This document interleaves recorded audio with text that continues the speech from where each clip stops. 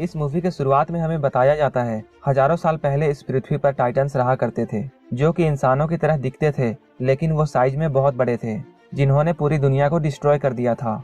और इसलिए इंसानों ने अपनी जान बचाने के लिए एक बहुत बड़ी दीवार बनाई ताकि वो इन आदमखोर टाइटन्स से बच सके।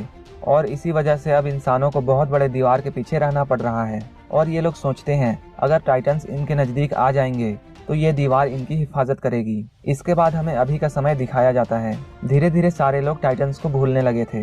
अब टाइटन्स के बारे सिर्फ लोगों को कहानियां पता थी। इन लोगों का ये कानून था, कोई भी शख्स इस दीवार के पीछे नहीं जा सकता है, क्योंकि गवर्नमेंट ने टाइटन्स के डर से सभी लोगों का इस दीवार के पास जाना मना था। धीरे धीरे लोग इस जगह पर रहना सीख जाते हैं। यहाँ की गवर्नमेंट ने दीवार के अंदर के हिस्से को 3 एरिया में डिवाइड किया था। एरिया नंबर 3 जिसमें फार्मर्स और वर्कर रहते थे, जो कि खेती करके अपना गुजारा करते थे। एरिया नंबर 2 इंडस्ट्रियल था, जहाँ पर बड़े बड़े फैक्ट्रीज लगाए गए थे। एरिया नंबर 1 जहाँ पर शहर के अमीर लोग रहा करते थे और सारे शहर पर इन्हीं का कब्जा था। इनका कानून ऐसा था, कोई भी अपने एरिया को छोड़कर दूसरे एरिया में नहीं जा सकता था। एरिया नंबर 3 में रहने वाले एक लड़के का नाम एरिन था, जो कि काफी टैलेंटेड था। उसका मानना था कि टाइटन्स नहीं होते हैं। वो प्रिजनर की तरह अपनी जिंदगी चारदीवारी में नहीं गुजारना चाहता था। एरिन हमेशा कुछ बड़ा करना चाहता था। एरिन इस चारदीवारी से बाहर निकलकर दुनिया देखना चाहता था। वो अपने दोस्तों को भी अपनी फीलिंग्स बताता है और इसका मानना था लोग डर के मारे टाइटन्स से छुपे हुए हैं। इनके शहर में एक और कानून था, किसी भी आम नागरिक को कोई भी एक्सपेरिमेंट करने की आज़ादी नहीं थी। यहीं पे एक लड़की जिसका नाम मिकासा होता है, एरिन इसे पसंद करता है। ये दोनों साथ में बहुत खुश रहते हैं। एक बार एरिन का फ्रेंड उससे मिलने के लिए आ रहा होता है। उसी वक्त वह एक अननोन पर्सन से टकरा जाता है, लेकिन वह उस अननोन पर्सन पर ज्यादा ध्यान नहीं देता है। एरिन इस जगह पर रोज आता था, क्योंकि वो इस जगह से दूसरे एरिया के लोगों को देख सकता था। ये तीनों एक साथ मिलकर इरादा करते हैं, ये लोग इस बार दीवार के पास जाएंगे, लेकिन उस दीवार के पास आर्मी होती है। एरिन और उसके दोस्त आर्मी के निगाहों से बचते हुए दीवार के काफी नजदीक पहुंच जाते हैं, लेकिन इससे पहले कि वो दीवार को पार कर पाते, आर्मी के सोल्जर्स उन लोगों को पकड़ लेते हैं। तब इन सोल्जर्स का लीडर यहाँ पर आता है, जो कि एरिन को अच्छी तरह से पहचानता था। वो लीडर एरिन के बारे में जानता था कि वो एक टैलेंटेड लड़का है।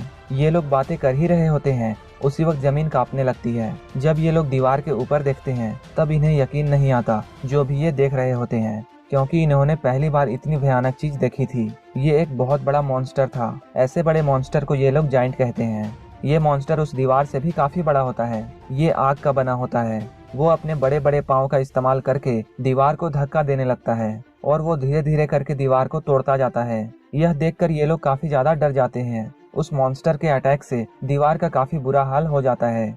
सोल्जर्स का लीडर एक सोल्जर को ऑर्डर देता है वह बॉम्बिंग के लिए रेडी हो जाए, लेकिन वो सोल्जर अपने बॉस को मना करता है। गवर्नमेंट ने हमें इसकी इजाजत नहीं दी है, हम ऐसा नहीं कर सकते। उस जाइंट के हमले से दीवार में काफी बड़ा हॉल हो जाता है। दीवार में हॉल करने के बाद वह जाइंट गायब हो जाता है। अचानक ये लोग देखते हैं दीवार के उस हॉल से बहुत सारे टाइटन्स अंदर आ रहे हैं। दिखने में वो बिल्कुल इंसानों की तरह लगते थे, लेकिन उनका साइज इंसानों के मुकाबले बहुत बड़ा था। इंसानों को देखकर वो लोग खुश हो जाते हैं और वो डरावनी वाली स्माइल करने लगते हैं, क्योंकि वो इंसानों को अपना खाना समझते थे। आर्मी के सोल्जर्स उन टाइटन्स पर हमला करने लगते हैं, लेकिन इन लोगों को ये नहीं पता था कि टाइटन्स मरते नहीं हैं, यानी कि ये एक ऐसे मॉन्स्टर हैं जिन्हें कभी नहीं मारा जा सकता। इनके हमले से जो भी टाइटन्स जख्मी हुए थे उनके बॉडी पार्ट्स खुद ब खुद ठीक होने लगती हैं। ये टाइटन्स लोगों के बीच में आ जाते हैं और उन लोगों को पकड़ पकड़ कर खाने लगते हैं। ये लोग सारे इंसानों को पकड़ कर खाए जा रहे थे। यह देखकर सोल्जर्स भी इतने ज्यादा डर जाते हैं कि ये लोग सोचते हैं टाइटन्स का खाना बनने से बेहतर ये खुद को गोली मार लें। इन टाइटन्स ने पूरे सिटी में तबाही मचा रखी थी। इस एरिया में सभी तरफ अफरा तफरी मच जाती है। या तो लोग भागने के दौरान मारे जा रहे थे या फिर टाइटन्स का खाना बनकर मर रहे थे।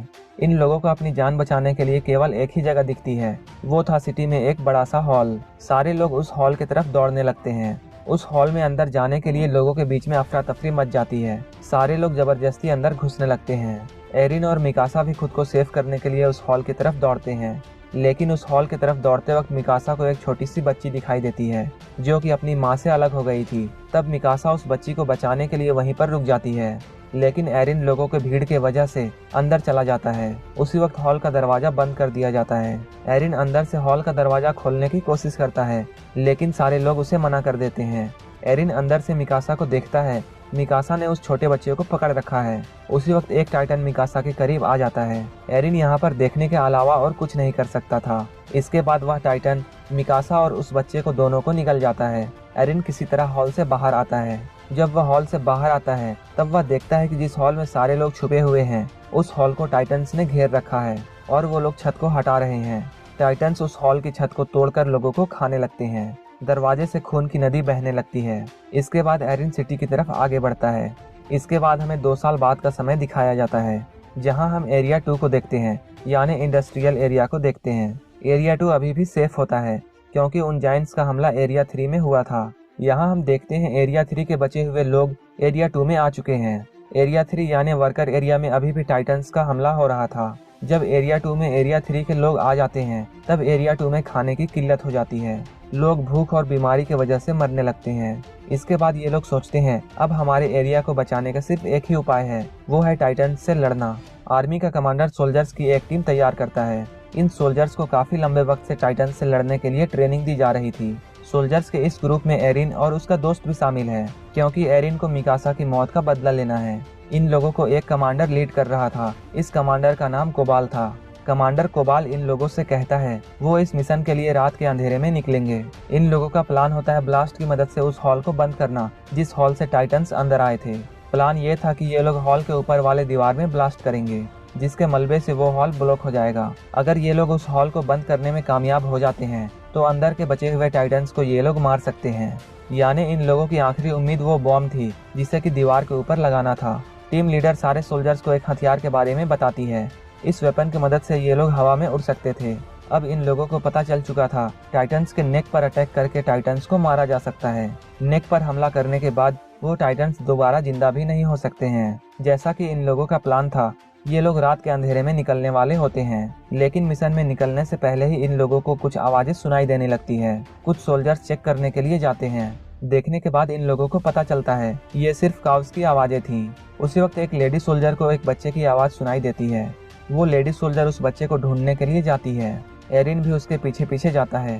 तभी उन्हें बच्चा मिल जाता है, लेकिन वो देखते हैं ये कोई आम बच्चा नहीं बल्कि एक टाइटन का बच्चा है। वो छोटा बच्चा इन लोगों को पकड़ने की कोशिश करता है।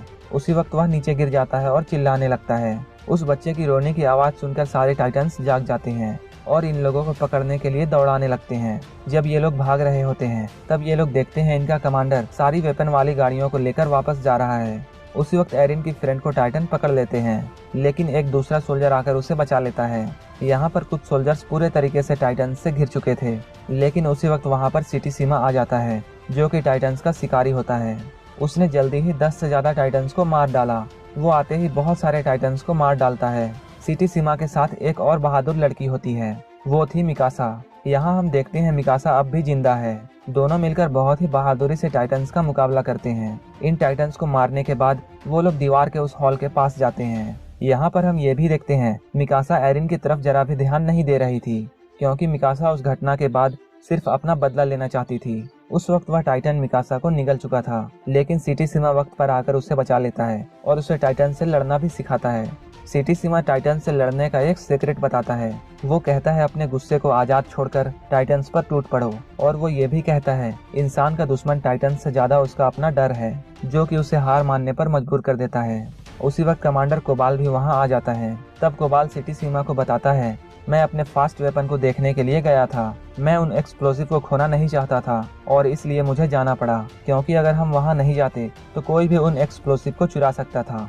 इसके बाद वो लोग उन वेपन्स को लोड करने लगते हैं, लेकिन टाइटन्स इनकी आवाजों को सुन लेते हैं। उसी वक्त कुछ टाइटन्स आकर 2 लोगों को खा जाते हैं। सारे लोग यह देखकर घबरा जाते हैं, लेकिन कमांडर कोबाल को सिर्फ अपने हथियार की पड़ी होती है। उसी वक्त एक चोर उनकी एक्सप्लोसिव से भरी गाड़ी को चुराकर भागने लगता है, लेकिन एक लेडी जिसके हस्बैंड को टाइटन्स खा चुके थे, वो गुस्से में आकर उस चोर से हथियार से भरी गाड़ी को छीन लेती है और एक्सप्लोसिव से भरी गाड़ी को आग लगाकर वह टाइटन्स पर जाकर टकरा देती है और अपने हस्बैंड का बदला ले लेती है। लेकिन इतने हैवी ब्लास्ट से भी टाइटन्स का कुछ नहीं होता है। अब सोल्जर्स की आखिरी उम्मीद, जो कि एक्सप्लोसिव थी, वो भी खत्म हो चुकी है। इसके बाद कमांडर कोबाल भी इन लोगों को बीच मुसीबत में छोड़कर चला जाता है। दोस्तों, यह अटैक ऑफ टाइटन का पहला पार्ट है। आप इस मूवी का दूसरा पार्ट डिस्क्रिप्शन में चेक कर सकते हैं, या फिर मेरे चैनल को सब्सक्राइब करके आप इसका दूसरा पार्ट देख सकते हैं।